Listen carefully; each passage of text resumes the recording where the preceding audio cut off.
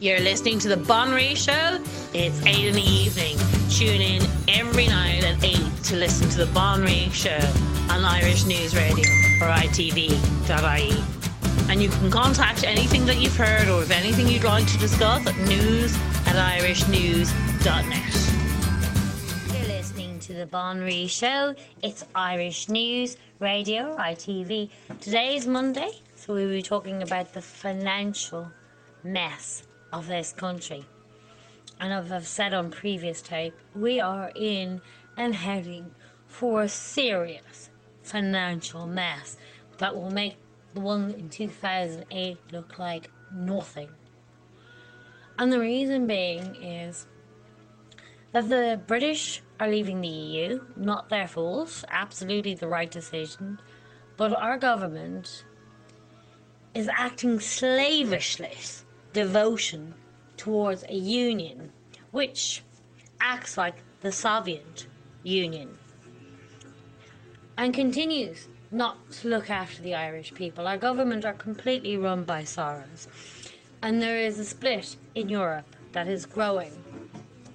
And we're on, unfortunately, with our ridiculous government and the amount of leftist media and the leftist government, we are on the wrong side, not heading, we are firmly stuck on the wrong side with Soros and that moron in France and of course Germany. But there was polls done recently on Germany of actually heading that they said the native population of the Germans aren't for the EU as much as the migrants. They're actually not even calling it the fleeing from Syria anymore, that they actually admit, you're listening to their articles lately, that they admit that they're coming from Eastern Europe and Africa, and they're fleeing from poverty. Fleeing from poverty, going into our country, getting all our resources, everything, their houses, everything, while the native population of the Irish, 10,000 homeless, while these people fleeing with no links to Ireland are being given homes while the Irish are left homeless. We need to protect our borders. This is ridiculous. We need to know who's coming in. And that just makes sense. You can't take people who are murderers or people who don't speak the English language or people who's going to put other people's lives in danger, as in women and children. You can't have the native population as a second-class citizen, and that is what's happening. And as England moves out, we should be a strong ally to the British, because we have half of the beef that's purchased from Ireland, that's produced and purchased, is by the UK. 50% of the exports are from Irish small to medium businesses. These will all go in the morning. People talk about, we do a lot with Brussels. We do. I think they're the second or third. Yeah, they're equal, joint with England. But they buy pharmaceuticals things. We're an agricultural country. Well, we're known as agriculture, and that's what we need to be selling. Yeah, we do a business with the Brussels, but it's certainly not. It's the US that is our main one, and then it ties with Brussels and Britain. But the things like that we sell to Britain are very important, like all the small to middle businesses will be gone. The pharmaceuticals, yeah, they do well in Brussels.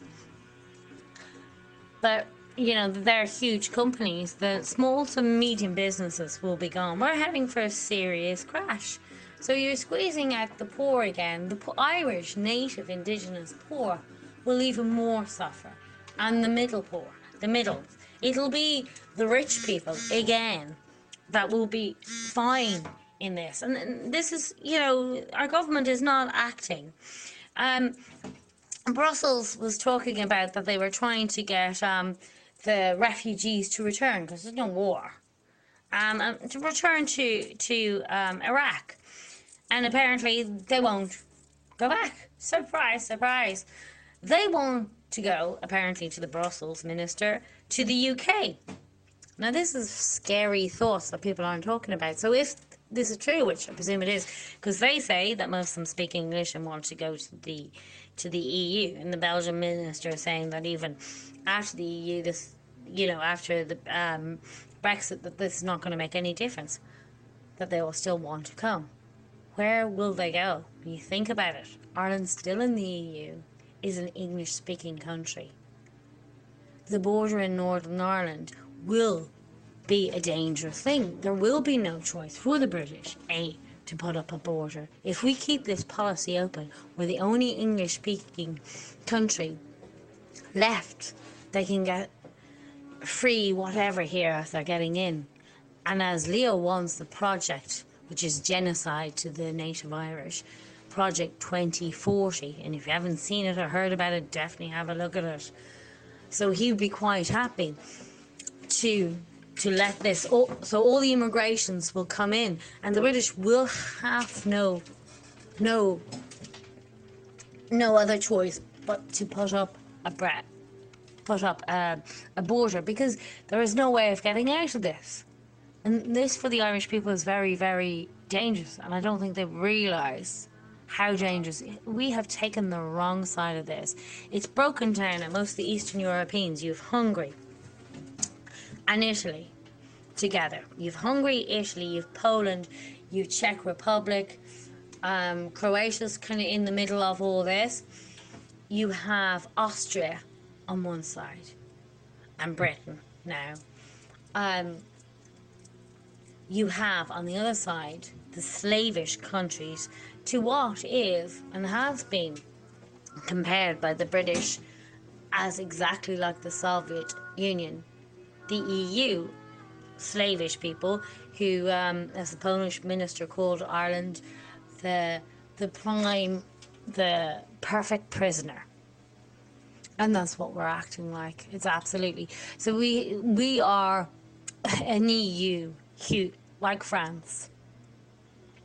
Germans are even coming away from it, who would have been huge EU. It's Ireland, France, who are really, really stuck into it. And there's a few other ones. Like Ireland obviously makes no difference to the EU.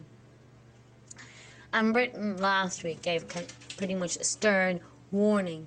Anything pushed, which they're trying to push war into Ireland, the EU, by trying to insist on a sea border, which is ridiculous, because that would mean that the EU would just take back, that would have the whole of the island. And people say, oh, well, it'll be 32.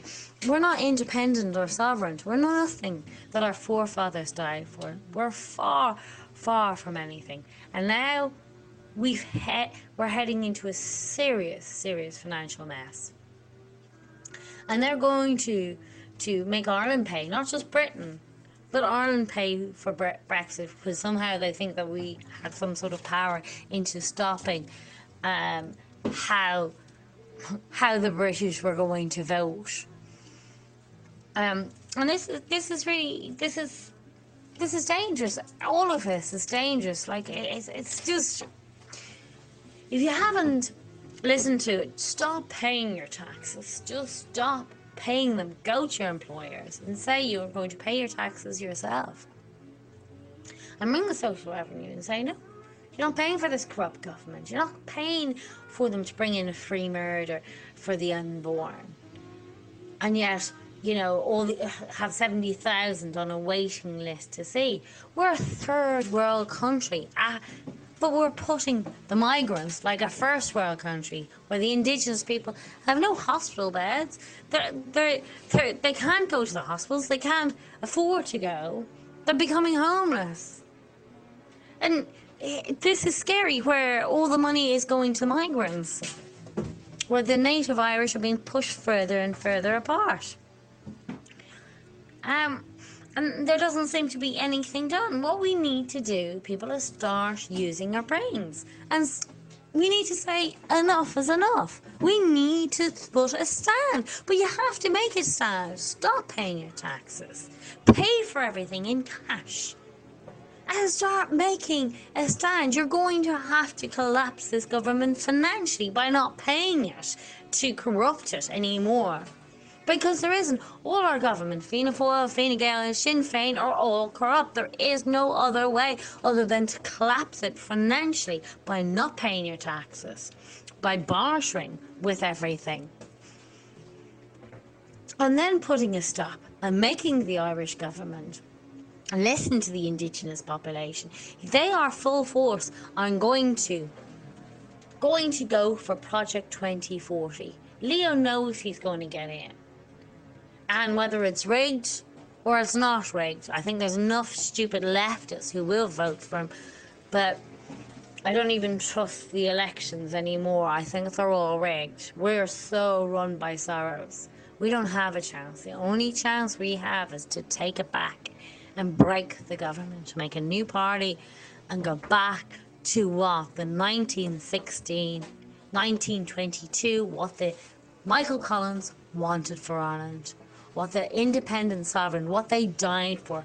Certainly not to be in a union, and a union worse than the UK. When we were leaving the UK, it was actually, at that stage, all was okay. Not like this. The Irish are put last. This is like the famine, the land league, everything that the British did the earlier years. Well, when we were leaving in the 19th century, that was when things were getting okay for us. So with the first lady to be promoted or to be voted into the British Parliament in Europe, things had been moving on. With Constance Markievicz, we had our own women's army. We'd moved on so many ways. All the courts was women judges and lawyers at that stage. They were really moving on from a time, and our constitution has constant reference to women, to men and women.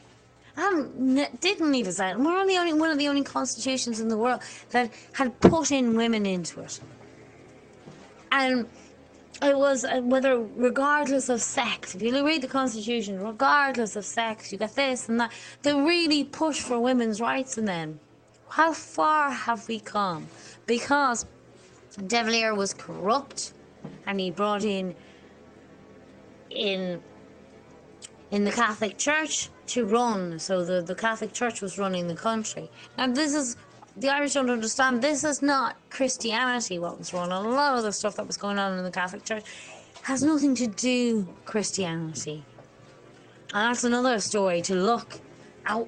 Irish people need to understand what Christianity is quite different from Irish Catholic.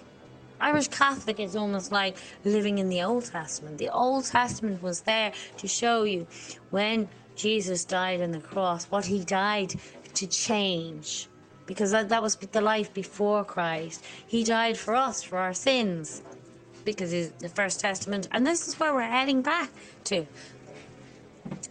Once you lose empathy for other humans, this is what happens. And this is where we're running. We're putting migrants before our own people. I don't know where this self-hate comes from. It comes from media and government. That, they're all one. Destroying, as I've talked before, destroying the rainbow does not do anybody any favours. And we can't help the world. We're a tiny country. We have had serious poverty issues throughout. We were like a third world country for most of Ireland's histories. And even in my time, we were a third world country. And we're going back to there. We have first world, for immigrants. But for the native Irish, you're not welcome. So you need to take it back, people. And there is no other way than stop your taxes. Stop from the first stop. Stop paying your taxes. Throw out your TVs. Stop giving the government money. Throw them out. Just refuse to pay TV license. Throw out your TV. You don't need to know it. Instead, donate to PayPal Irish News. And put some money with us 5 instead of the bullshit media, because they say the same thing and you're not hearing the truth. The truth is our country's going to collapse. We have not prepared for this. And if you haven't sold your house now, you're not going to be selling your house now. Your house will be going down. And after Brexit, if you're lucky enough to sell it now, because after Brexit it'll be worth nothing, because everything is going to crash, and our government, the EU, will do nothing for us. Absolutely nothing. The financial mess that's coming to us is huge. Absolutely huge. When we wanted to leave when we didn't want to join the EU, we were threatened with the famine. It'd be like the famine if we leave. All these scare tactics.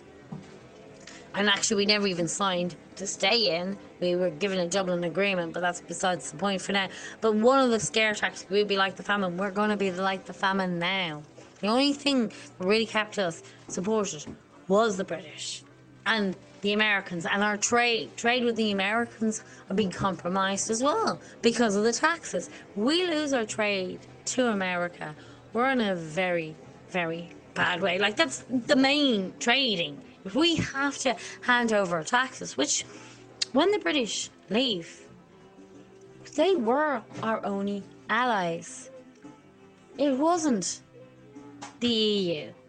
And for anybody who just see the 43% of the banking crisis they put on our heads, I don't know how any of you could question that the EU had anything to do with us making us their slaves. And we're adding something like, we're net contribute to the EU now, one of the main net contributors to the EU. We're not getting anything out of it, people. But our people are paying the prices. Walk through Dublin, see the homeless. You won't see migrants, you'll see native Irish. And they're not all drugs that the media would like to say, drugs and drink. There's families. Families. And people who know people. I know people who've become homeless. It's not just the poor now. It's reaching into the middle class now. It's going to be the poor to the middle class are in a very vulnerable situation. And British were our best allies in there. If the EU had done something, the British were always there to stand up for us. Even when we voted out and Nigel Farage stood up for us, they were the ones to stand up. Who do we have now? Not even our own government. And that's scary. Because at least when we were fighting the British, we had a government, our own government, to put them on, and we had a voice. What do we have now? Nothing. You only have that main media bullshit. But thank you for listening. Again, this is the Banríon Show on Irish News Radio and ITV.ie.